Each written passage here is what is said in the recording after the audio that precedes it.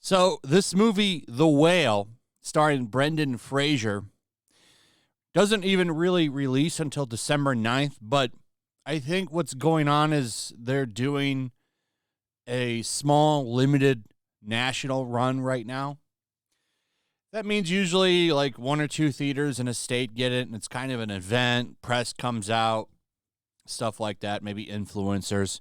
And they all watch it and talk about it. There's no embargo. As you can see, reviews are already coming out. But when I looked it up, December 9th was the date that I saw for national release. And I kind of want to see this movie because I like Brendan Fraser.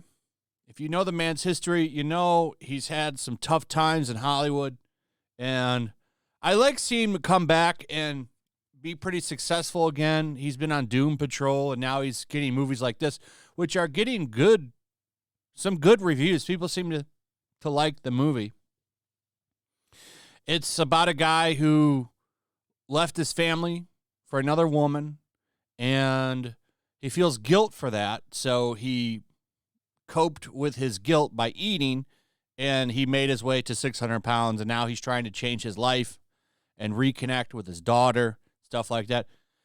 Sounds like a good movie, a good drama. I'm going to check it out regardless because I want to see it because Brendan Fraser. I like him. I have some good memories of movies of him when I was a kid, like The Mummy. And the guy's had a tough time in Hollywood. If you don't know his story, I suggest looking into it. But some people aren't happy about this movie. The main reason, because Brendan Fraser plays a 600-pound man. It's being called Fatphobic. And when you look at the reviews, you see the movie is at 75%. And that's because of reviews like this. This is from Polygon right here. Katie Reif from Polygon, a top critic apparently. The Whale is an act of hate disguised as tough love. All of these negative reviews, at the end of the day, are because of fat shaming and fat phobia. That's what they call it. And I'm not making that up.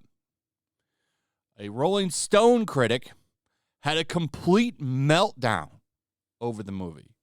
We'll get to that, but you can see right here, you're in for a treat. You're in for a treat. Rolling Stone critic warns against seeing The Whale because it reinforces the notion that fat people have brought their suffering upon themselves through lack of coping skills. I told you the plot. The plot is about a man suffering from guilt.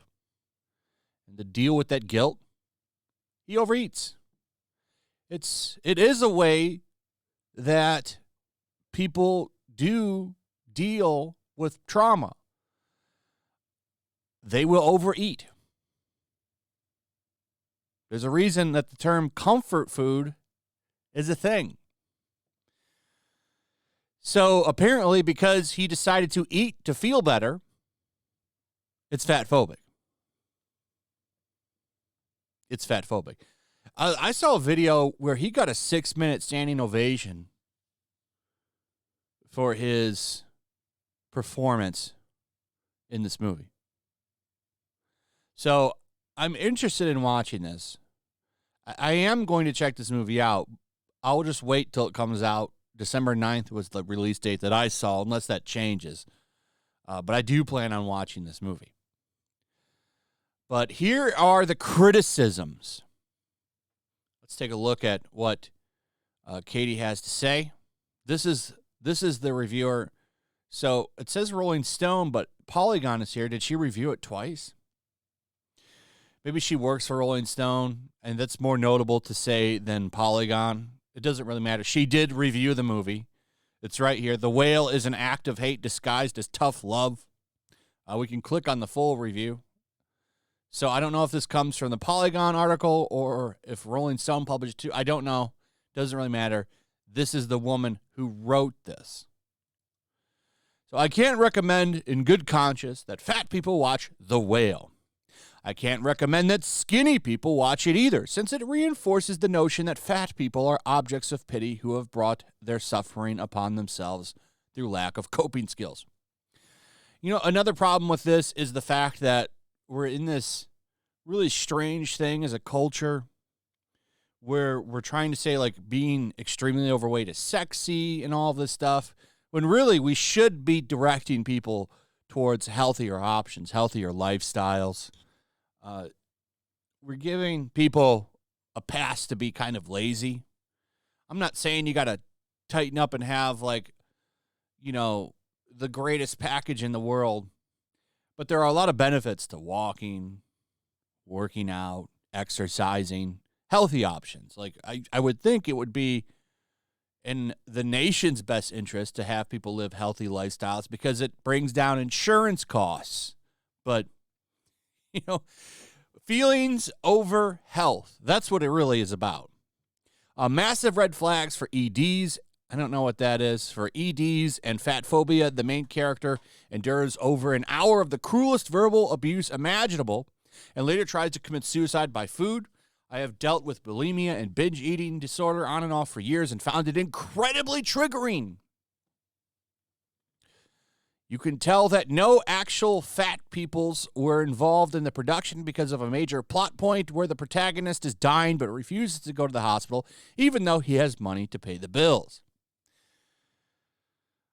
Statistically, I would imagine that there probably were some fat people that were involved in the production because of the stats on obesity in America. So they probably were. The movie treats this as a combination of selflessness and suicidality, never considering the very obvious reason why a 650-pound person would avoid doctors. It's called medical fat phobia, you absolute pricks. Medical fat phobia. Is that really a thing? What is this medical fat phobia? Let's find out. Well, I've Googled it, and I've found nothing. What is medical fat phobia? I don't know what that is. Does that mean you're overweight and you don't want to go to the doctor because they're going to tell you you need to lose weight for your health so you'll live longer? I'm not trying to be mean here. Like, I'm really not. I'm being serious. Like, that's what the doctor would probably say. Please excuse the typos. I'm really feeling like shit after that viewing experience. There's a scene where the main character drops a key and can't pick it up, and people were laughing. Well, it is kind of funny. It's like in Tommy Boy, where Chris Farley puts on that tiny coat and he starts singing Fat Guy in a Little Coat. And yes, Brendan Fraser is really good, and most of the humanity, sensitivity, sympathy in the movie comes from his performance. Well, it sounds like you like the movie. I don't know. Like I said, I should have expected this kind of criticism. I imagine it'll probably get panned when it comes out because of this, because you're not allowed to tell these kinds of stories in today's modern entertainment. So, you know, I hope it's a success for Brendan Fraser. The dude has had a tough time in Hollywood, and he's trying to have a comeback, and I wish him well. I hope the movie's good. I do plan on watching it when it comes out, and I'll talk about it when I actually see it. But for now, it's a shame that people are trashing it because of this. Seems like a pretty good story, like I said. It's a father trying to connect with his daughter. You don't see many things like that anymore, or father in any kind of light, really. So, anyway, let me know what you think. Also, if you would, please like, subscribe, share the video. Make sure you're still subscribed. Hit that notification bell, and I'll see you on the next one. Peace. Make sure to check out my locals. There's a link in the description. It's a fun community that I'm trying to build over here. If you don't want to support me on YouTube, you can come over here. None of that money goes to YouTube. You also can just come over here for free. But if you are a supporter over here, I do plan on doing an extra live stream once a month and throwing links to the supporters so you can actually come on and have a supporter live stream with me. Also, it's a good place to catch all of my content. You don't have to worry about notifications like YouTube, they'll definitely work over here. So come check out my locals.